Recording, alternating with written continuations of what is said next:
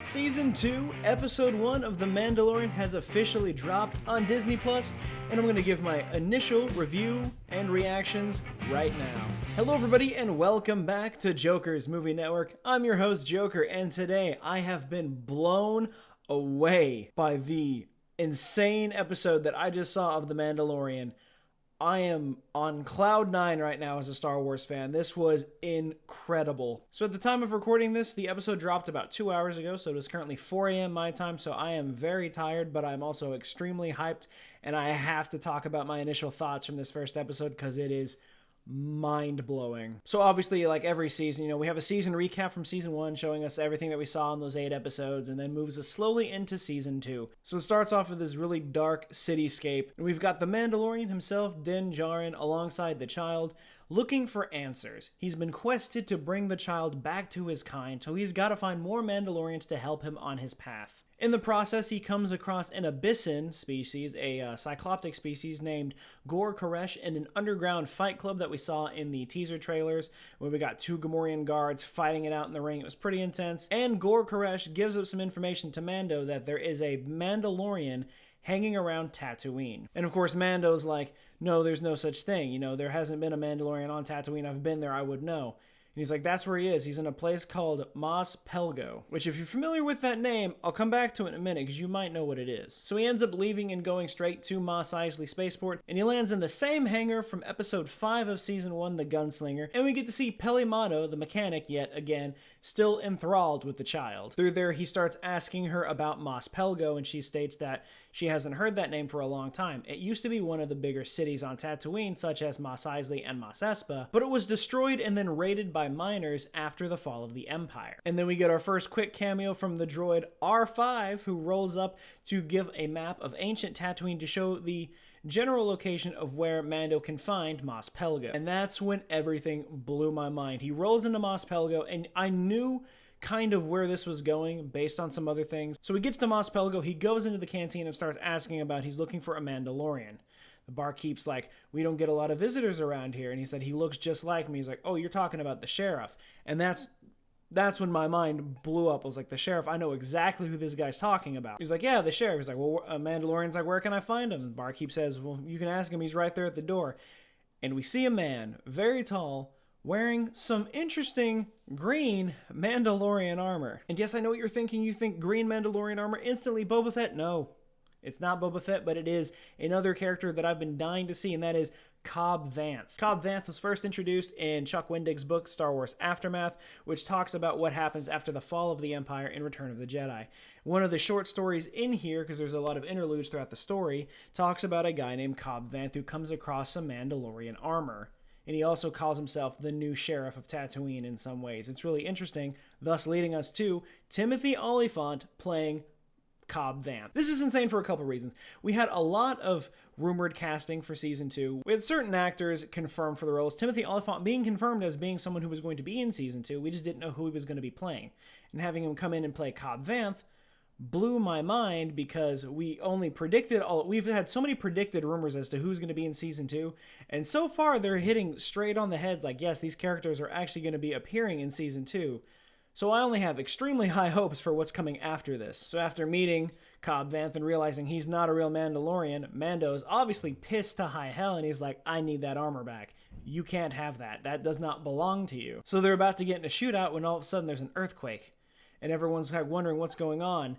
It's a crate dragon. Out of nowhere, you don't think this stuff would happen. We thought it was like extinct or something, at least I did. No, we have a full-blown crate dragon that just blows through Mos Pelgo, and they come to an agreement. Cobb Vanth says to Mando, you help me kill this crate dragon, this armor is all yours. And they're like, all right, they strike the deal. So as they go to try to find where the crate dragon is, it's a really small detail, but it's really interesting, is that while they're going out on these speeder bikes, Cobb Vanth is in his own custom speeder bike. The speeder bike that Cobb Vanth is riding on looks just like the engine from Anakin's pod racer that we saw in The Phantom Menace. As a matter of fact, it's exactly the same design and even makes the same sound, so I'm pretty sure that's exactly what that is. But on their way to try to find the crate dragon, they come across a group of sand people.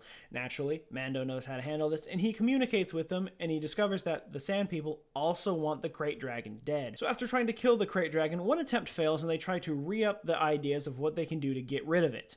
and they end up volunteering the entirety of Mos Pelgo to help with the Sand People to attack the Krayt Dragon. Now, at first, of course, the people of Mos Pelgo are like, no, absolutely not. The Sand People are savages. They raid our village. We don't like that at all. And then everything's broken down, and Mando says they have agreed to leave you alone if you help them destroy the Krayt Dragon, as long as you guys keep your word, because they're going to be true to their word, but as soon as you step out of line, it's back to square one. So they end up teaming up with the Tusken Raiders, which is crazy. I never thought I would see something like that on screen. There's a lot of screen time in this episode from the Tusken Raiders themselves, and especially a lot of communication between Mando and them, just going back and forth between their native language, which is just kind of a bunch of grunting, roaring noises, but there's also a lot of almost like sign language involved as well, showing them exactly what they want to do to fight the Krayt Dragon, which I thought was really cool and something that we really don't see a lot of in Star Wars, so I thought it was really fascinating. But then it's the final big fight. You get the Tusken Raiders, you get the people of Mos Pelgo, you've got Cobb Vanth, you've got the Mandalorian fighting a Krayt Dragon. This is something that I only thought could happen in KOTOR, the original video game, where you go to Tatooine and fight a Krayt Dragon. It was crazy. And it happens, and they eventually end up killing the Krayt Dragon, which was insane. It spits acid breath. It was unlike anything I'd ever seen before, and I was like, that was incredible. They get through it. Cobb Vanth gives over the Mandalorian armor to Mando, and I was like, all right, cool, they're on good terms. Nobody died in the process. I thought that was great, which means we get to see more of Cobb Vanth later, hopefully. And Mando rides off into the sunset, the twin sunset, with the child, the new Mandalorian armor, trying to find more Mandalorians to help guide him in his quest to take the child back to his people. But it's not over yet. There's one more giant reveal. Within the last 5 seconds of the episode, you see the great twin sunsets going down, you see the speeder bike going across the ground, and the camera backs up, and we see a bald figure standing in the shadows with a nice giant cape flowing. He's got a gaffy stick, and he's got a Tusken Raider rifle on his back. We're like, wait, who's this guy? At first I was like, is that Darth Bane?